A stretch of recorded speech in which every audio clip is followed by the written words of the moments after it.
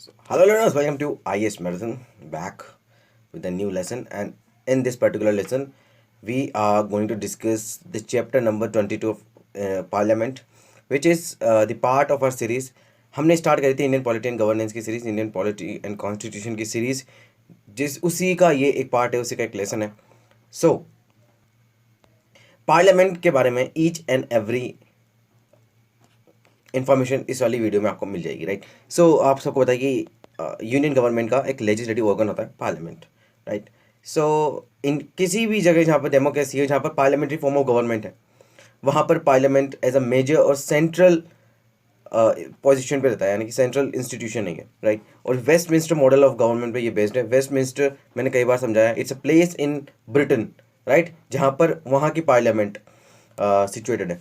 तो ये वही मॉडल पर बेस्ड है, इसीलिए इसको वेस्टमिंस्टर मॉडल बोलते हैं. आर्टिकल 79 से लेकर के 122 पार्ट 5 में इंडियन कॉन्स्टिट्यूशन के, जिसमें इसके बारे में ऑर्गेनाइजेशन, कंपोजिशन, ड्यूरेशन, सब बातें, पावर्स क्या हैं, प्रिविलेजेस किस तरीके से होंगे, वो दे रखी हैं, राइट. सो अब हमको देखना है कि क्या ऑर्गेनाइजेशन है ऑफ इंडियन पार्लियामेंट का. सो वी ऑल नो, हमने काफ़ी बार पढ़ा है कि इंडियन कॉन्स्टिट्यूशन में ये मेंशन है कि पार्लियामेंट ऑफ इंडिया में 3 पार्ट्स हैं. पहला आपके राष्ट्रपति, यस, राष्ट्रपति is the one of the 3 parts और organ of parliament, right. Second council of state है, एंड फाइनल है आपके house of the people. House of the people Lok Sabha को बोलते हैं, काउंसिल ऑफ स्टेट राज्यसभा को बोलते हैं, राइट. 1954 में हिंदी ने एड किया गया था Rajya Sabha and Lok Sabha, right. And Rajya Sabha आपके अपर हाउस है and Lok Sabha is the lower house. तो काउंसिल ऑफ स्टेट यानी कि राज्यसभा में जो स्टेट्स के मेंबर्स होते हैं वहाँ से चुन करके आते हैं, है ना. और लोकसभा में डायरेक्ट वोट होता है, यानी कि डायरेक्ट रिप्रेजेंटेशन होता है पीपल ऑफ इंडिया का. अब राष्ट्रपति ही क्यों, मतलब राष्ट्रपति ऐसा अकेला इंस्टीट्यूशन है जो डिफरेंट है बाकी अदर 2 ऑर्गन से, राइट. सो वो इसीलिए है राष्ट्रपति पार्लियामेंट का पार्ट, इसीलिए क्योंकि जब कोई बिल पास होता है, क्योंकि वो मेंबर तो है नहीं किसी भी लोकसभा या राज्यसभा का, है ना, फिर भी वो इंपॉर्टेंट पार्ट है. वो ऐसे है क्योंकि जब भी जिस भी वक्त कोई भी कानून पास होता है, बिल पास होता है, तो उसको साइन करने के लिए भेजा जाता है राष्ट्रपति महामहिम के पास. और तीनों राज्यसभा, लोकसभा एंड प्रेसिडेंट के सिग्नेचर के बाद ही उसको एक लॉ का दर्जा मिलता है. उसके अलावा ये पार्लियामेंट में राष्ट्रपति के कुछ और फंक्शंस भी हैं, जैसे कि समन बुलाते ही हैं, है ना, साल के स्टार्टिंग में. एंड हाउस को प्रोरोग भी करते हैं, दोनों हाउसेस को. लोकसभा को डिसॉल्व भी कर सकते हैं एंड दोनों हाउसेस को एड्रेस भी करते हैं, राइट, हर सेशन के पहले. एंड इन द लास्ट, अगर कोई हाउस सेशन में नहीं है, दोनों हाउस या फिर दोनों में से एक हाउस सेशन में नहीं है, तो राष्ट्रपति के पास ये पावर है कि वो ऑर्डिनेंस इशू कर सकते हैं, जो कि गवर्नमेंट उनसे करने के लिए कहती है. तो इस केस के अंदर हम देखें तो इंडियन कॉन्स्टिट्यूशन मेकर्स ने ब्रिटिश पैटर्न को यहाँ पर चुना, ना कि अमेरिकन पैटर्न को, because American political system was the and is the आपके the presidential form of government. अब जैसे ब्रिटेन में किंग होते हैं, है ना, उसके अलावा लॉर्ड्स होते हैं, लॉर्ड यानी कि अपर हाउस, उसके अलावा house of lords and house of commons होता है, राइट, लोअर हाउस. जबकि यूएसए में ऐसा नहीं है. यूएसए में अमेरिकन प्रेसिडेंट लेजिस्लेचर का पार्ट नहीं होता, उनको मेंबरशिप लेने की जरूरत नहीं है वहाँ पे. एंड यूएसए में क्या होता है, सीनेट होता है जिसको अपर हाउस बोलते हैं, एंड लोअर हाउस होता है हाउस ऑफ रिप्रेजेंटेशन. अब इस वाले फॉर्म ऑफ गवर्नमेंट में, यानी कि पार्लियामेंट्री फॉर्म ऑफ गवर्नमेंट में देखते हैं कि इंटरडिपेंडेंस होती है, राइट, एग्जीक्यूटिव का और लेजिस्लेटिव का, बिकॉज दो ज़्यादा लेजिस्लेटिव जो एक्चुअली एग्जीक्यूटिव का काम करते हैं, है ना, मोस्ट ऑफ द पीपल. तो अब सारे सांसद तो ऐसा नहीं है जो कि एग्जीक्यूटिव का काम करते हैं, बस गवर्नमेंट करती है ना. उसके अलावा हम ये भी बोलते हैं कि we have the president in parliament, जैसे कि क्राउन इन पार्लियामेंट ब्रिटेन में होता है. अब यूएसए में ऐसा नहीं है. यूएसए में प्रेसिडेंशियल फॉर्म ऑफ गवर्नमेंट है, जहाँ पर separation of power, separation of legislative and executive organs को बताया गया है ना. तो अमेरिकन प्रेसिडेंट को हम कांग्रेस का पार्ट नहीं मानते हैं वहाँ पर. कांग्रेस सिर्फ और सिर्फ, जैसे इंडिया में पार्लियामेंट को बोलते हैं, वहाँ पर उसको कांग्रेस बोल देते हैं. कंपोजिशन देख लेते हैं. तो मैक्सिमम स्ट्रेंथ राज्यसभा की 250 है ना, याद रखना. आउट ऑफ विच इसमें से 238 तो डायरेक्टली रिप्रेजेंटेशन होता है, मतलब रिप्रेजेंटेशन होता है स्टेट्स का और यूटी का, आई मीन इनडायरेक्टली इलेक्टेड होते हैं. अनलाइक जो 12 अपॉइंटमेंट होगी वो नॉमिनेशन के थ्रू होगी, जो प्रेसिडेंट करते हैं, है ना. हमेशा ऐसा नहीं होता कि राज्यसभा या लोकसभा की पूरी सीट्स पर यहाँ पर इलेक्शन होते हो, या फिर वहाँ पर पूरे पूरे मेंबर्स, जैसे यहाँ पे 250 है तो 245 248 इस तरीके से चलता रहता है। सो 239 मेंबर्स अगर हम देखें तो स्टेट्स को रिप्रेजेंट करते हैं। उसके अलावा 4 जो मेंबर्स हैं वो यूनियन टेरिटरीज को रिप्रेजेंट करते हैं। 12 मेंबर जो है वो नॉमिनेट करते हैं प्रेसिडेंट। और सबसे इंपॉर्टेंट यहाँ पर हाईलाइट कर लो, जिसको मैं बोलूँ ना हाईलाइट कर लो, उसको हाईलाइट कर लेना, ठीक है। जैसे 4th शेड्यूल के अंदर ये मेंशन है कि राज्यसभा की सीट्स एलोकेशन किस तरीके से होगी, है ना, स्टेट्स और यूनियन टेरिटरीज में। अब इसका रिप्रेजेंटेशन ऑफ स्टेट देखो, यानी कि इनका इलेक्शन नॉमिनेशन किस तरीके से होता है। सो इलेक्शन होते हैं in accordance with the system of proportional representation by the means of single transferable vote. देखो सीट्स किस तरीके से एलोकेट की जाएगी, पहले इससे समझते हैं कि क्या पॉपुलेशन है एक स्टेट की, है ना, उस हिसाब से वहाँ पर उतनी सीट दी, यानी कि बड़ा स्टेट ज़्यादा राज्यसभा की सीट है, जैसे लोकसभा में भी होता है। जैसे यूपी में देखें आप 31 सीट्स हैं राज्यसभा की, त्रिपुरा में 1 है, ऐसा होता है ना। यूएसए में ऐसा नहीं है, वहाँ पर equal representation of all states है, 50 स्टेट्स हैं। सीनेट की अगर हम देखें तो इररिस्पेक्टिव ऑफ द पॉपुलेशन होता है, यानी कि 50 स्टेट्स हैं, हर जगह आपको 2 मेंबर्स मिल जाएंगे, ठीक है। आई मीन 50 स्टेट्स है और यस 100 मेंबर्स हुए ना, 2 फ्रॉम ईच स्टेट। इन सबको कौन चुनते हैं, हमारे जो इलेक्टेड मेंबर्स होते हैं ना असेंबलीज में, वो इनको चुन करके भेजते हैं, राइट। अब यूटी में अगर हम बात करें तो ये भी इनडायरेक्टली इलेक्टेड होते हैं। इनको जो इलेक्टोरल कोलाज के थ्रू जो मेंबर्स इलेक्टेड है पहले से ही, उनके थ्रू इनको जहाँ पर लेजिस्लेटिव असेंबलीज हैं। सब यूनियन टेरिटरीज इसके अंदर नहीं है ना, जैसे दिल्ली, पुडुचेरी और जम्मू कश्मीर ही है सिर्फ जहाँ पर इनका रिप्रेजेंटेशन है। अब जो 12 हमने बात करी थी नॉमिनेटेड मेंबर्स की राज्यसभा में, जिसको राष्ट्रपति जी, महामहिम जी नॉमिनेट करते हैं, वो बेसिकली होते हैं जिनके पास एक्चुअली स्पेशल नॉलेज होती है या फिर प्रैक्टिकल एक्सपीरियंस होता है art, literature, science and social service में, है ना। अब प्रिंसिपल क्या है इसके पीछे का, इस प्रिंसिपल तो बहुत ही बेसिक है कि इन लोगों ने बहुत ही एमिनेंट पर्सन है और कहीं पर इन्होंने स्पेशलिटी एक्सपर्टाइज लाई है अपनी, तो इनको बिना विदाउट किसी इलेक्शन प्रोसेस के थ्रू इलेक्शन या फिर उस सीट तक पहुंचाने में मदद मिल सके, है ना, उनको वहां तक पहुंचाया जाए, because it is in favour of the legislative procedure of the country, है ना। अच्छे लोग बनेंगे, अच्छे डिस्कशंस होंगे, और ऐसा कोई प्रोविजन नहीं है सेनेट में, यानी कि यूएसए में। अब राज्यसभा का कंपोजिशन देखा ना, अब लोकसभा का देखो, यहाँ पे फिर 552 फिक्स्ड है ना, लोकसभा की जो मैक्सिमम स्ट्रेंथ है, जिसमें से 530 तो हमारे स्टेट्स के रिप्रेजेंटेटिव्स हैं, 20 हमारे यूटी के रिप्रेजेंटेटिव्स हैं, और 2 मेंबर्स को नॉमिनेट करती है एंग्लो इंडियन कम्युनिटी। अब सुनना बहुत ध्यान से, पहले तो ये देख लो एंग्लो इंडियन होते क्या। एंग्लो इंडियन तो वही होते हैं जो जिनके मेल प्रोजिनेटर, जो मेल प्रोजिनेटर्स हैं, वो मेल लाइन जिनकी होती है वो यूरोपियन डिसेंट की हो, राइट, यानी कि वो इंडिया के अंदर, इंडिया की टेरिटरी में डोमिसाइल थे पहले, एंड यहीं पर ही पैदा हुए, एंड और जो कभी यूरोपियन डिसेंट से कोई मेल इंडिया में आए हों और वो इंडिया की इंडियन वुमेन से शादी करते हैं इस तरीके से, और उनसे जो लीनिजेस बनती हैं वो एंग्लो इंडियन की कैटेगरी में आती हैं। और अब एंग्लो इंडियन के इलेक्शंस यहाँ पर उनका नॉमिनेशंस होना बंद हो चुके हैं, इलेक्शन होना बंद हो चुके हैं। अब इनका नॉमिनेशन होता था, इनको नॉमिनेट किया जाता था, लेकिन अब नहीं होगा। अगर कोई एंग्लो इंडियन कम्युनिटी का पर्सन चाहे तो लोकसभा में जा सकता है, लेकिन उसको जनरल सीट्स पे ही इलेक्शन फाइट करना होगा, है ना। ऐसा नहीं कि अब उठा करके उनको नॉमिनेट कर दिया जाए। अब इनके रिप्रेजेंटेशन कैसे होता है, वो बहुत सिंपल है कि टेरिटोरियल कॉन्स्टिट्यूएंसीज बना दी गई हर स्टेट के अंदर on the basis of the population. Universal adult franchise, यानी कि हर 18 साल की एज से ऊपर का बच्चा, पर्सन, एडल्ट, है ना, वोट कर सकता है लोकसभा में, अपने मेंबर्स को डायरेक्टली चूज कर सकते हैं, राइट। ये मत समझना कि हमेशा से ही 18 ईयर्स ऑफ एज थी, नहीं।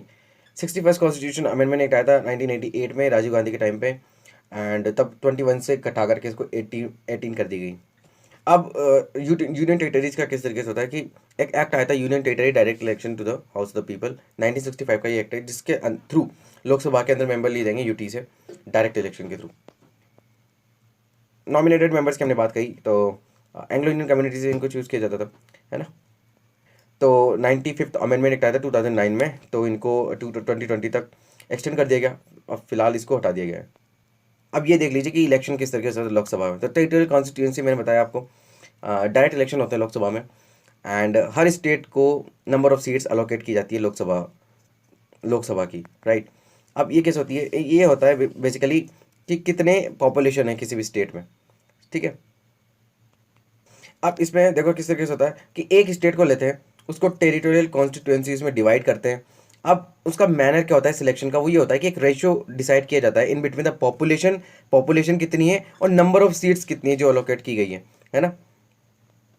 अब इनको रीएडजस्टमेंट कैसे कैसे किया जाता है? देखो, हर बार सेंसस आता है हर 10 साल में, जैसे 2021 में आने को बोला था, अब ये 2022 में इसकी प्रोसीजर स्टार्ट होगा। लास्ट आया था 2011 में, है ना।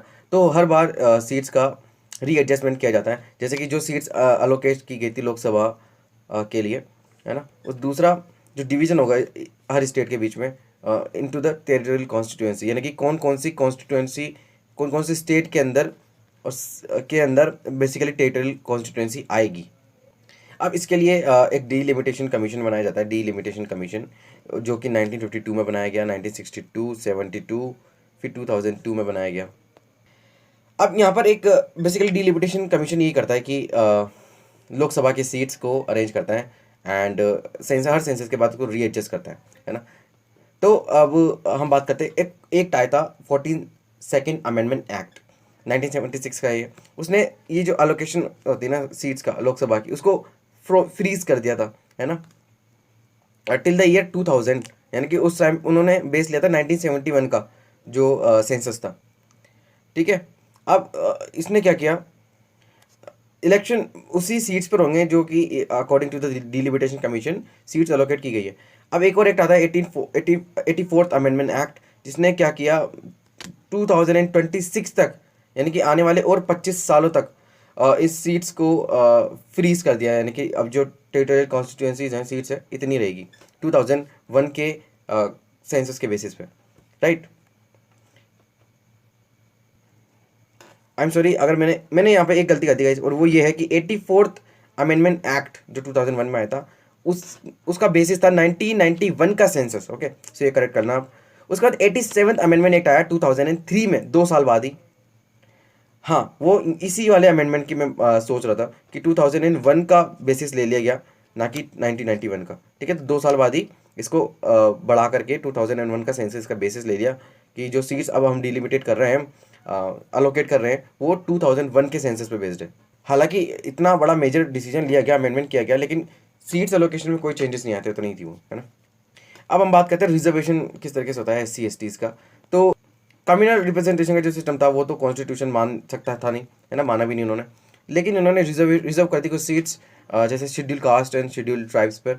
अब कम्युनल रिप्रेजेंटेशन क्या होता है वो मैंने हिस्ट्री के कोर्स में बताया, 1909 और 1990 का जो एक्ट आया था, है ना, उसमें। सो अब ये रिजर्वेशन बनाया गया था स्टार्टिंग में 10 ईयर्स के लिए, है ना, अप टू द 1960, बट इसको कंटिन्यूसली जब उसी टाइम से हर 10 साल के लिए इसको बढ़ा दिया जाता है, एक्सटेंड कर दिया जाता है ना। और अगर हम बात करें तो 1905 अमेंडमेंट की एक्ट की 2009 की, उसमें भी रिजर्वेशन को 2020 तक एक्सटेंड कर दिया गया, एंड 2020 में भी एक्ट आया था, है ना, रिजर्वेशन को एक्सटेंड करने का, और फिर अगले 10 साल के लिए इसको एक्सटेंड कर दिया गया है। तो यहाँ पर डिफरेंस ये आता है कि schedule tribes and schedule caste के बंदों, मतलब पर्सन के लिए, पीपल के लिए सीट्स रिजर्व कर दी जाएगी। हालांकि उनको इलेक्ट कौन करेंगे, हर जनता, हर आम जनता इनको इलेक्ट कर सकती है विदाउट सेपरेट इलेक्टोरेट। अब कम्युनल रिप्रेजेंटेशन डिफरेंट है, वहाँ पर सिर्फ किसी पर्टिकुलर कम्युनिटी के ही पर्सन खड़े होंगे इलेक्शन में, और उसी कम्युनिटी के लोग उनको वोट देंगे, तो ऐसा होता था। अब एक कॉन्सेप्ट समझो, first pass the post system. ये क्या होता है? देखो, कॉन्स्टिट्यूशन ने जो सिस्टम राज्यसभा के लिए अपनाया है, जैसे कि प्रोपोर्शनल रिप्रेजेंटेशन का, वही सिस्टम तो लोकसभा के लिए नहीं हो सकता ना, है ना। यानी कि इलेक्टेड मेंबर्स जो है वो प्रोपोर्शनल रिप्रेजेंटेशन और सिंगल ट्रांसफरेबल वोट के थ्रू अपने मेंबर्स को चुन करके राज्यसभा में भेजते हैं, ऐसा नहीं हो सकता ना लोकसभा में। सो नया सिस्टम लाया गया टेरिटोरियल रिप्रेजेंटेशन का, जिसको फर्स्ट पास द पोस्ट बोलते हैं। इसके अंदर होता क्या है, अब इसमें होता क्या है कि हर मेंबर जो वहाँ की किसी भी सीट से खड़ा है लोकसभा की, वो लेजिस्लेचर का हर मेंबर रिप्रेजेंट करता है पर्टिकुलर ज्योग्राफिकल एरिया को, डिफाइंड होता है वो, जो कि डिलिमिटेशन कमीशन करता है ना, उसको कॉन्स्टिट्यूएंसी बोलते हैं। और हर कॉन्स्टिट्यूएंसी से एक रिप्रेजेंटेटिव ही इलेक्ट हो सकता है, खड़े तो कितने भी हो सकते हैं, लेकिन इलेक्ट एक ही होगा, है ना। तो इसको सिंगल मेंबर कॉन्स्टिट्यूएंसी भी बोलते हैं।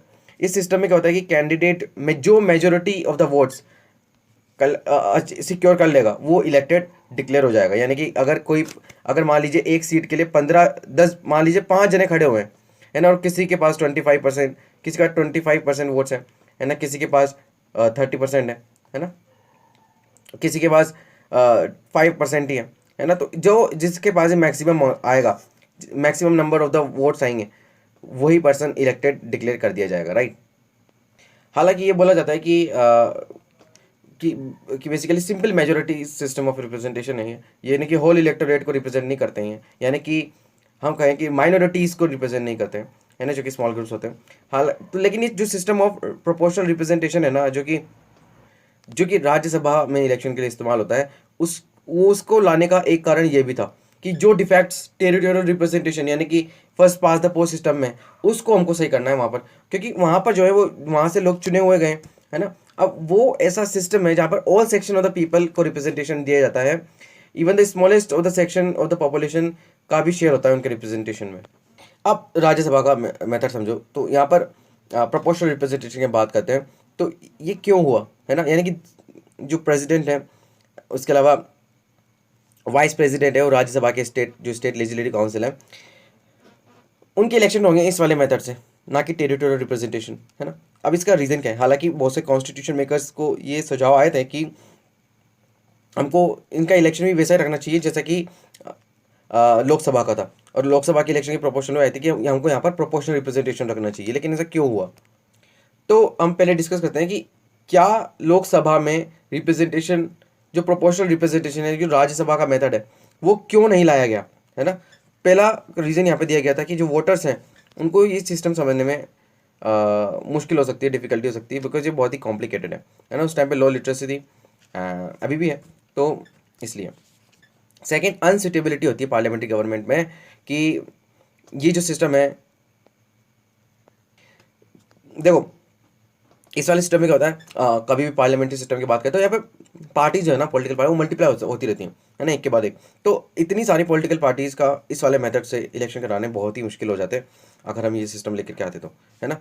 एडिशनली अगर हम देखें तो जो प्रोपोर्शनल रिप्रेजेंटेशन जो आपका मेथड है, मेथड ऑफ इलेक्शन, इसके कुछ डिमेरिट्स हैं। पहला, बहुत ही एक्सपेंसिव होता है। सेकंड, ये बाई इलेक्शंस को ऑर्गेनाइज कराने में इससे कोई स्कोप नहीं होता है जैसे कि लोकसभा में होता है।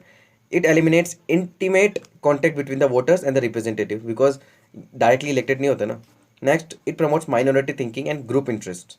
Next, it increases the significance of the party system, ना कि वोटर की। अब यहाँ पर देखो ड्यूरेशन क्या रहेंगी दोनों हाउसेस की। तो पहला हम यहाँ पे देखते हैं कि राज्यसभा की क्या ड्यूरेशन है। तो राज्यसभा सबसे पहली बार कॉन्स्टिट्यूट हुआ 1952 में, एंड जब इसे कंटिन्यू चैम्बर के तौर पर आज भी काम कर रही है, तो ये परमानेंट है ना, इसको डिसोल्यूशन नहीं किया जा सकता। तो 1/3 मेंबर जो है वो हर दूसरे साल यहाँ पर रिटायर होते हैं, है ना, फिर उनके फ्रेश इलेक्शन किए जाते हैं, और जो कि प्रेसिडेंशियल की नॉमिनेशन से आए उनको हर तीसरे साल में यहाँ पर रिटायर किया जाता है, यानी कि जो 12 मेंबर्स हैं, है ना। हाँ, हालांकि रिटायरिंग मेंबर जो है वो री इलेक्शन के लिए एलिजिबल हैं, है ना, और री नॉमिनेशन जो है कितनी भी बार हो सकता है, यानी कि एक मेंबर ऑफ पार्लियामेंट कितनी भी बार राज्यसभा में जा सकते हैं, और ऐसा हुआ भी है ना, 4-4 बार 5-5 बार यहाँ पर इलेक्शन, मतलब री इलेक्शन होता है और वही चुन करके आ जाते हैं, राइट। तो कॉन्स्टिट्यूशन ने कोई फिक्स्ड टर्म ऑफ ऑफिस नहीं बताया राज्यसभा के मेंबर्स के लिए, ये पार्लियामेंट पे छोड़ दिया गया। तो पार्लियामेंट ने क्या किया, रिप्रेजेंटेशन ऑफ पीपल एक्ट सुनाया आपने, 1951 का एक्ट था, जिसके अंदर ये मेंशन है कि राज्यसभा के जो मेंबर होंगे उनका टर्म रहेगा 6 ईयर। तो अगर कोई आपसे पूछे तो क्या कॉन्स्टिट्यूशन ये बात करता है, बहुत ही इंपॉर्टेंट हाईलाइट कर लो आज का दूसरा पॉइंट जो कि बहुत इंपॉर्टेंट, क्या कॉन्स्टिट्यूशन ये बात करता है कि राज्यसभा का मेंबर 6 साल तक के लिए ऑफिस में रहेगा? बिल्कुल नहीं। रिप्रेजेंटेशन ऑफ पीपल एक्ट के थ्रू ये बात बोली गई। लेकिन फर्स्ट, जैसे अब पहले क्या था कि किस तरीके से रिटायर किया जाए, है ना, क्योंकि टर्म तो कुछ था नहीं, है ना, तो प्रेसिडेंट के पास भी पावर थी, और दूसरी बात लॉटरी सिस्टम के थ्रू इनको रिटायर किया जाता था।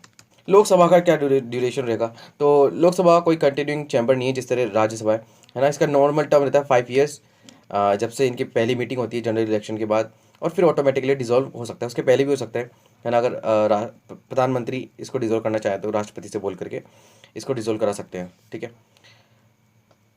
एंड ये वाला जो डिसीजन होगा ना प्रेसिडेंट का, वो चैलेंज नहीं किया जा सकता कोर्ट ऑफ लॉ में। हालांकि ऐसा नहीं है कि सिर्फ 5 साल तक ही रहेगा, इसको एक्सटेंड भी किया जा सकता है नेशनल इमरजेंसी के टाइम पे, हुआ भी है ना, ये लेकिन एक साल में एक ही बार हो सकता है ये, यानी कि एक साल बाद आपको इसको एक्सटेंड करना पड़ेगा, और कितनी भी बार किया जा सकता है ना, ये नहीं है, लेकिन एक साल में एक ही बार होगा।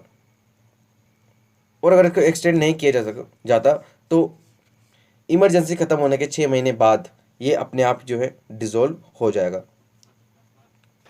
अब इसमें मेंबरशिप की क्या क्वालिफिकेशन होगी वो देख लो। तो सबसे पहले सिटीजन ऑफ इंडिया होना चाहिए, and oath and affirmation definitely लेना पड़ेगा, है ना, राइट। तो to bear the truth and allegiance of the constitution of India, sovereignty integrity, ये सब हम पढ़ चुके हैं। ये देख लो, ये थोड़ा सा इंपॉर्टेंट है, इसको मैंने हाईलाइट भी किया है। 30 साल से ज़्यादा की एज होनी चाहिए, है ना, यानी कि 30 साल से कम का इंसान यहाँ पर इलेक्शन नहीं कर सकता। राज्यसभा की बात कर रहा हूँ मैं, राज्यसभा में 30 साल होना मैंडेटरी है, एंड लोकसभा में 25 ईयर्स का होना, ठीक है। तो अभी भी आपके पास टाइम है, तैयारी कर लो, इलेक्शन लड़ लो और लोकसभा में जाकर के आप मेंबर बन सकते हो। अब representation of the people act 1951 का एक्ट था, उसके अंदर कुछ एडिशनल क्वालिफिकेशन है। पहला कि ये इलेक्टेड होना चाहिए किसी पार्लियामेंट्री कॉन्स्टिट्यूएंसी से, ऐसा नहीं कि कोई भी पर्सन आकर के जो इलेक्शन लड़के बन सकता है, नहीं, ऐसा नहीं है। और ये तो दोनों के लिए सेम है, राज्यसभा और लोकसभा, यानी कि किसी पर्टिकुलर पार्लियामेंट्री कॉन्स्टिट्यूशन में उसका नाम होना चाहिए वोटर लिस्ट में।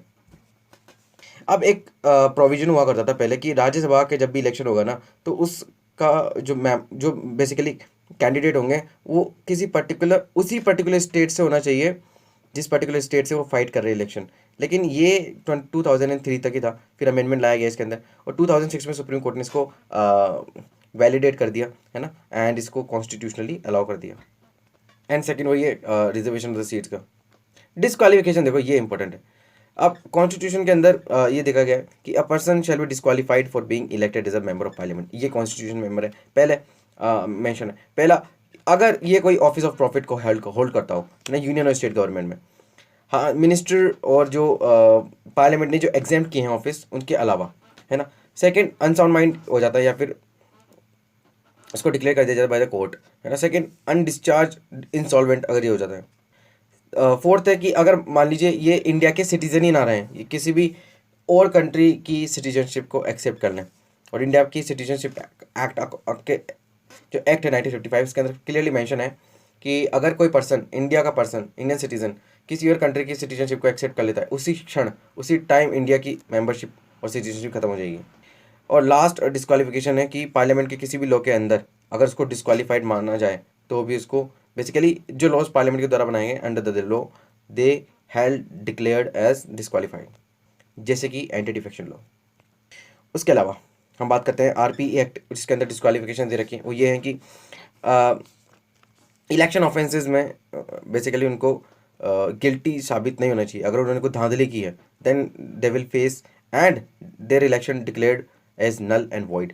कोई करप्ट प्रैक्टिसेस नहीं होनी चाहिए, है ना। हालांकि करप्शन ये तो बात छोड़ ही दो आप, है ना। He must not have been convicted for any offence जिसमें उसको जेल हुई हो 2 या 2 साल से ज़्यादा की, है ना।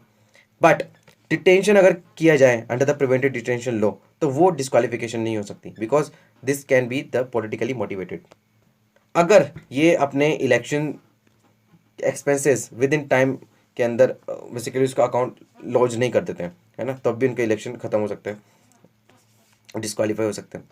Second, he must not have any interest in the government contracts works and services, तब भी ही must not be a director और मैनेजिंग एजेंट और hold any office of profit जिसके अंदर गवर्नमेंट का 25% शेयर हो, यानी कि पब्लिक इंस्टीट्यूशंस में, है ना। एंड सिक्स्थ डिस्क्वालिफिकेशन जो आरपीई के अंदर है वो ये है कि he must not have been dismissed from the government services for corruption और डिसलॉयलिटी, यानी कि कोई मेंबर ऑफ गवर्नमेंट सर्विस है उसको भगा दिया गया है करप्शन डिसलॉयलिटी के लिए, तो वो यहाँ पर मेंबर नहीं हो सकता, यानी इलेक्शन नहीं लड़ सकता, डिस्क्वालीफाई हो सकता है वो।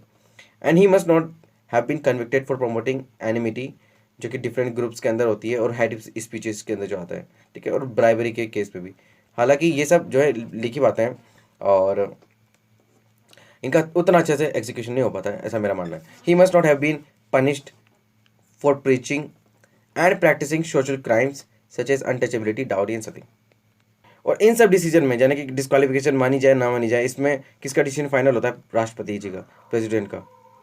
और इस मैटर में राष्ट्रपति जो है वो इलेक्शन कमीशन की ओपिनियन ले सकते हैं और उसके बाद एक्ट कर सकते हैं। अब हम बात कर रहे थे कि डिफेक्शन, एंटी डिफेक्शन की मैं बात कर रहा था, तो उसके ग्राउंड्स पर भी डिस्क्वालीफाई किया जा सकता है। तो ये 10th schedule of Indian constitution के अंदर मेंशन है ना। तो शेड्यूल किस तरीके से याद किया जाता है वो मैं आपको बता दूंगा इन द नेक्स्ट लेसन। एक निमोनिक्स है जो मैंने बनाया है और वो बहुत ही ईजी है, किसी भी शेड्यूल को आप रिकॉल कर सकते हैं, क्वेश्चन आया था डायरेक्ट याद रखता है। अब किस तरीके से डिफेक्शन लॉ अप्लाई होता है किसी भी पर्सन पर और वो डिस्क्वालीफाई हो जाएगा हाउस से? पहला, अगर वो वॉलंटरीली गिव अप कर देता है अपनी पॉलिटिकल पार्टी से, मेंबरशिप से, लेकिन उसने इलेक्शन लड़ लिया हो और जीत चुका हो, है ना, हाउस के अंदर, तब। Second, if he votes or abstain from voting in the house contrary to the direction given by his political party. देखो पार्टी जो है विप जारी करती है, विप जारी करती है पॉलिटिकल पार्टी, यानी कि किस मीटिंग में आपको आना कंपलसरी है ना, वहाँ पर आपके प्रेजेंट लगना जरूरी है और किसको वोट डालना है, यानी कि अगर कोई बिल है आपको उसको एब्सटेन रखना है, यस करना है, नो करना है, तो वो पार्टी बताती है। If any person who independently elected होता है, ठीक है, अगर कोई पर्सन इंडिपेंडेंट है जिसको हम निर्दलीय बोलते हैं, और वो किसी पॉलिटिकल पार्टी को ज्वाइन कर लेता है आफ्टर द इलेक्शन, और इलेक्टेड हो जाने के बाद, तो उसको डिस्क्वालीफाई कर देंगे। नेक्स्ट, अगर कोई नॉमिनेटेड पर्सन पार्टी ज्वाइन कर लेता है 6 महीने के बाद, देखो नॉमिनेट कर दिया पार्लियामेंट में राष्ट्रपति जी ने, अब उसके बाद 6 महीने का टाइम है, अगर वो कोई पार्टी ज्वाइन करना चाहे तो कर सकते हैं, लेकिन उसके बाद अगर उन्होंने कोई पार्टी ज्वाइन करी तब उनको डिस्क्वालीफाई किया जा सकता है under the anti defection law. अब इसका फाइनल डिसीजन किसका होता है इसके अंदर, देखो इसमें है ना स्पीकर होता है लोकसभा में और राज्यसभा में चेयरमैन साहब, है ना, तो इनका डिसीजन इसमें फाइनल होता है, वो ही बताते हैं कि ये इसके अंदर आते हैं कि नहीं आते हैं। 1992 में सुप्रीम कोर्ट ने कहा था कि डिसीजन जो रहेगा चेयरमैन का, स्पीकर का, उस सब्जेक्ट टू जुडिशियल रिव्यू, उसका जुडिशियल रिव्यू हो सकता है, यानी कि उनको चैलेंज किया जा सकता है। अब जो बाकी का पार्ट है वो हम अगले लेसन में देखेंगे, ठीक है, विकेटिंग ऑफ द सी से स्टार्ट करेंगे। जब तक stay tuned and have a nice day guys, please share करना और लाइक करना, है ना, तो जब तक स्टे ट्यून्ड एंड मिलते हैं अगले लेसन में, जब तक stay tuned and have a nice day.